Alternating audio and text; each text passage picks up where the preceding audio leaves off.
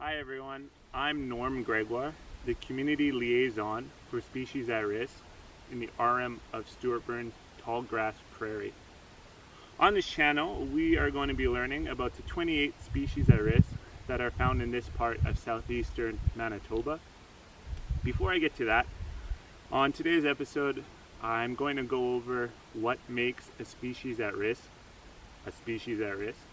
And also I want to talk to you guys a little bit about the history of the Tallgrass Prairie and what makes it such a special area.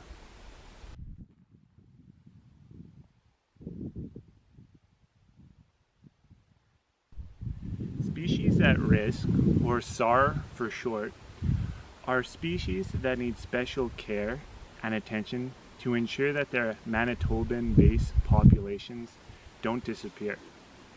In 2003, a federal act called the Species at Risk Act was put into place. The purpose of this act was to simply protect the species and the ecosystem that they are found in, which is of course the Tallgrass Prairie. Now in Manitoba, we have 59 species at risk, and almost half of them are found right here in the Tallgrass Prairie, and those species will range from everything from mammals to mollusks. So now I want to talk a little bit about the ecosystem that these species at risk are found in, which is the Tallgrass Prairie. As you can imagine, the Tallgrass Prairie is named after the tall grasses that are found in the area, such as switchgrass and big bluestem, which can reach up to heights of close to 10 feet. These grasses make up roughly 80% of the herbaceous component of this area.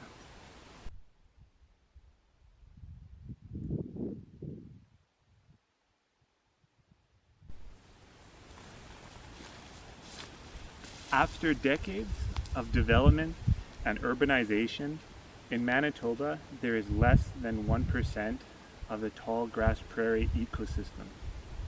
And in 2015, the Tallgrass Prairie became North America's very first listed endangered ecosystem.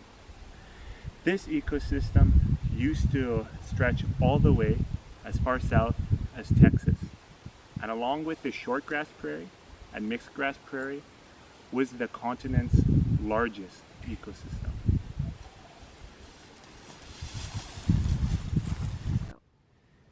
The best remnants of what's left of the Tallgrass Prairie is located here in the arm of Stuart Burns Tallgrass Prairie Preserve. This preserve was opened up in 1989, and it is comprised of 3 blocks: the northern, central, and where we are here in the southern block. This protected land is over 2,200 hectares and protects species at risk such as the Poweshiek skipperling and western prairie fringe orchid that are found nowhere else in Canada. I'll be talking about these 2 species at risk in further episodes. But it is not just species at risk that rely on this preserve and the greater natural Tallgrass Prairie ecosystem. Thousands of species of insects, mammals, birds, plants all rely on the Tallgrass Prairie to survive.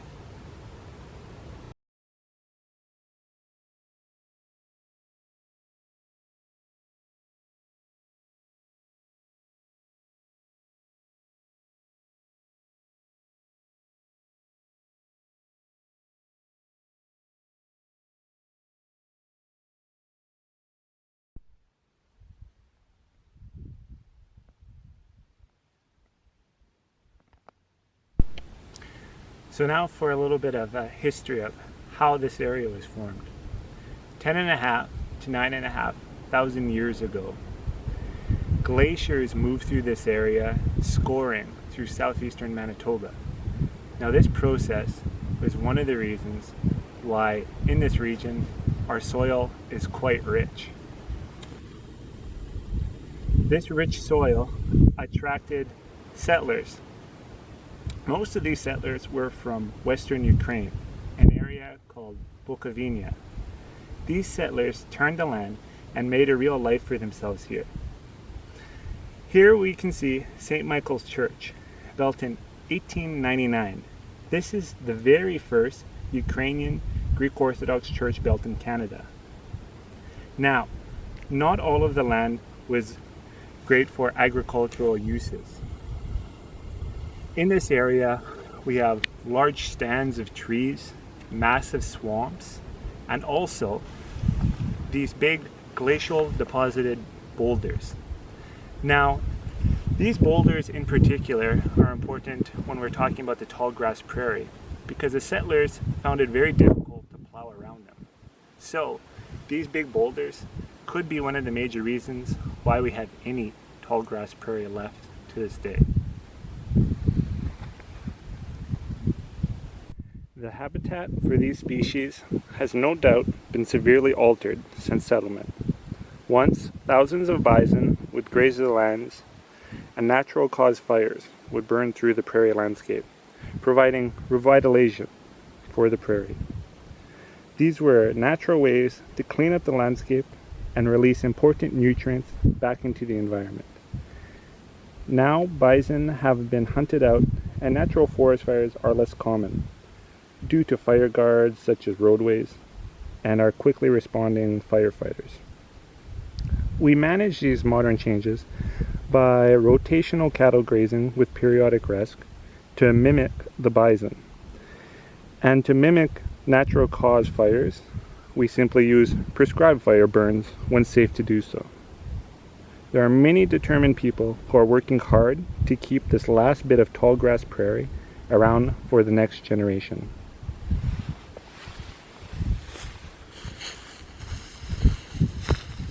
Thank you very much for showing an interest in our tallgrass prairie and species at risk.